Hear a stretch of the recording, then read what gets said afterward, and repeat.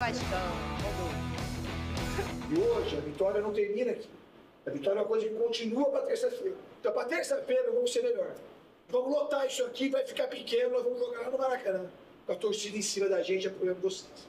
O clima no Vasco mudou com Fernando Diniz. O Cruz Maltino encara o Operário hoje, às 7 da noite, pela Copa do Brasil. Após o empate em 1-1 no jogo de ida, o Gigante da Colina precisa da vitória para passar de fase. Um novo empate leva a decisão para a disputa de pênaltis. A expectativa é que a escalação seja parecida ao time que entrou em campo na vitória por 3-0 contra o Fortaleza. Diniz chegou com um estilo enérgico e orientou muitos jogadores nos primeiros dias no clube. Nos bastidores da última partida, o elenco mostrou que a confiança voltou sob o comando do novo treinador. O que fala, professor, todo mundo acredita, mas todo mundo sente o que ele fala. Aqui. Uma partida decisiva para o Vasco, que espera repetir logo mais a comemoração clássica de Diniz. Vitória, Vascão! Vitória, Vascão, Lucas Pedrosa. Eu nunca mais estava achando que a gente tinha perdido o nosso amigo. Não, é momento. Ele tava aqui, não tava? A fase não gente passa. que convive sabe, tava difícil.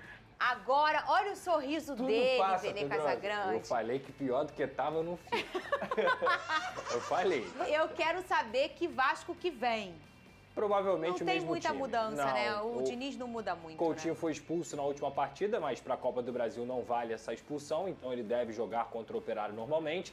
Deve ser um time formado por Léo Jardim, Paulo Henrique, João Vitor, Luiz Gustavo. Na lateral esquerda, Lucas Piton, Hugo Moura, Tietê, Coutinho. Na direita, Ryan. Na esquerda, o Nuno Moreira. E na frente, o artilheiro Verratti, que, como eu disse ontem, chegou a 50 gols com a camisa do Vasco em 101 jogos. Ou seja, é praticamente como se ele fizesse gol. Jogo sim, jogo não. Jogo sim, jogo não.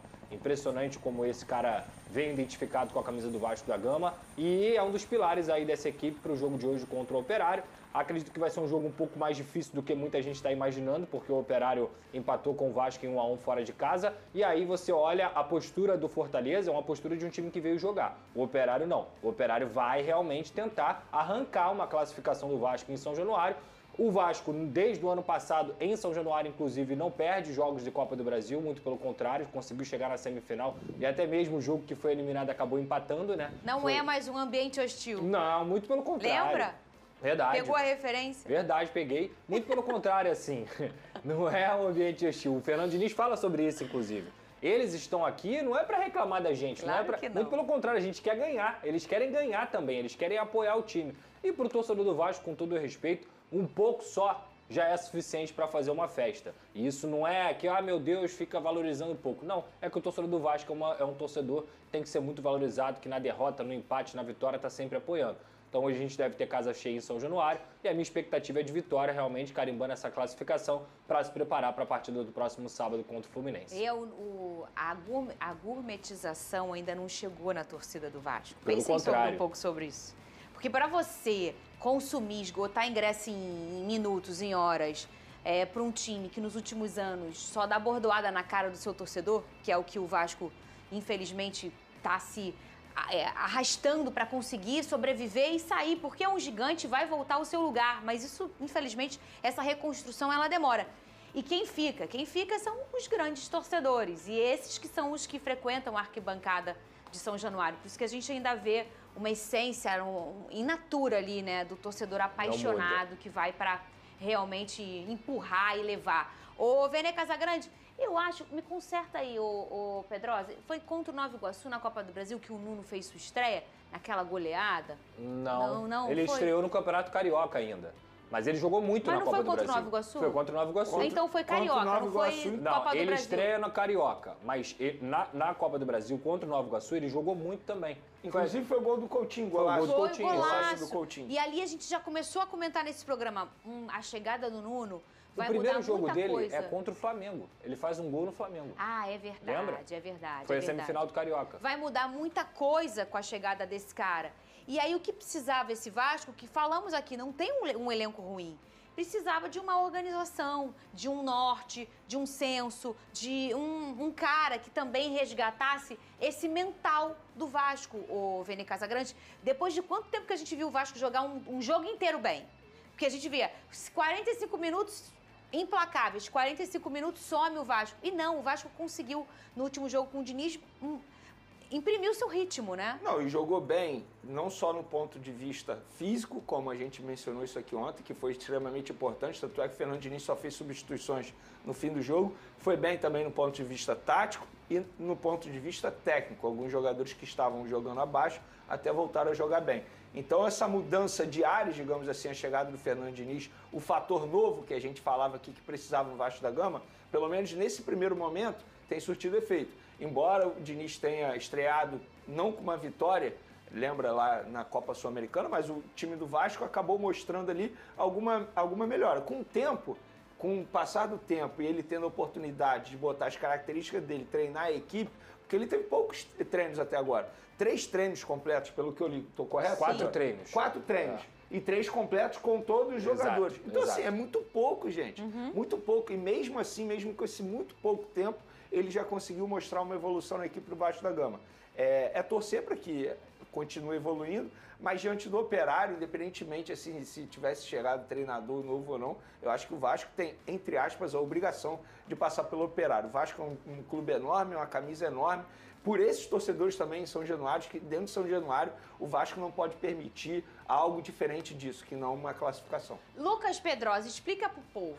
O Vasco informou que sofreu transfer ban da dívida da FIFA por dívida na compra do Adson. Em nota, o clube disse que já estão sendo, obviamente, adotadas todas as medidas jurídicas cabíveis visando a reversão desse processo movido pelo Nantes. Como é que tá essa história? Não é a primeira vez que isso acontece no Vasco, né, ô Pedrosa? Sim, só para explicar. Tem uns 2 anos que aconteceu, ou um pouquinho mais? Cara, tem mais de um ano que recebeu uma notificação e aí quase sofreu o transfer ban, mas o Vasco pagou. Só para explicar para o pessoal, o que é o transfer ban? É quando uma equipe que vende um jogador não recebe o valor que deveria receber de acordo com as parcelas ou de acordo com o valor à vista, que seja.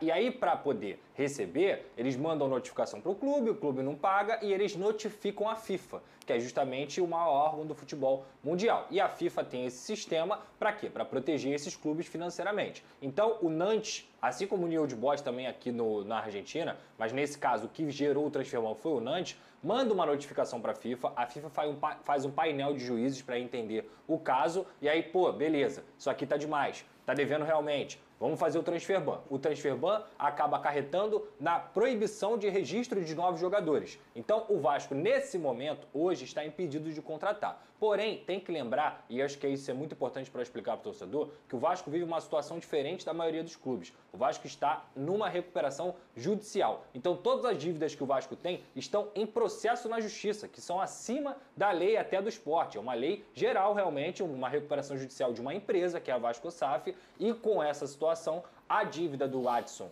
em relação ao Nantes, né, do Vasco em relação ao Nantes por conta do Adson, ela está nesse processo. Assim como a dívida do Sforza também, com o New Old Boys, está nesse processo. Então, o Vasco tem 2 medidas que eles podem fazer.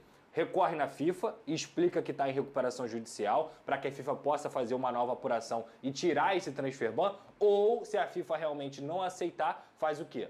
Entra com o pedido na recuperação judicial para tirar essa dívida da recuperação judicial para que o Vasco possa pagar e aí zerar o transfer ban. Então essas são as 2 possibilidades que o Vasco já está correndo atrás. Muito bem. Isso aí, coisa de dias ou semanas, Pedrosa? Pô, Fernando, é muito difícil, assim, você quantificar. Mas, assim, a grande verdade é que o Vasco tem que resolver isso até a janela de transferências. Até lá, tá tranquilo, porque a tá fechada. Não tem como cadastrar ninguém, porque não pode ninguém nem contratar, nem nada. E você sabe por que clube brasileiro não pode ir à FIFA para cobrar de clube brasileiro? Eu ia perguntar, mas eu não sabia se vocês iam responder, sabiam? Muita gente questiona assim, por que o Flamengo não vai à FIFA reclamar do Internacional? Sim. Porque o Flamengo foi à FIFA e reclamou de 2 clubes portugueses que estão vivendo a mesma situação no Vasco. Se não pagarem 45 dias, vão sofrer o transfer ban.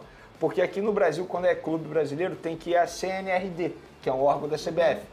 E diferentemente do que acontece na FIFA, esse órgão da CBF não resolve tudo rápido, muito pelo contrário. Tanto é que o Cuiabá tem 40 milhões para receber de vários clubes brasileiros e vai ficar durante muito tempo sem receber porque demora esse processo. Triste. Olha aí, ó, enquete do SBT Esportivo, segundo o Marca, CR7 teria recebido proposta de um time brasileiro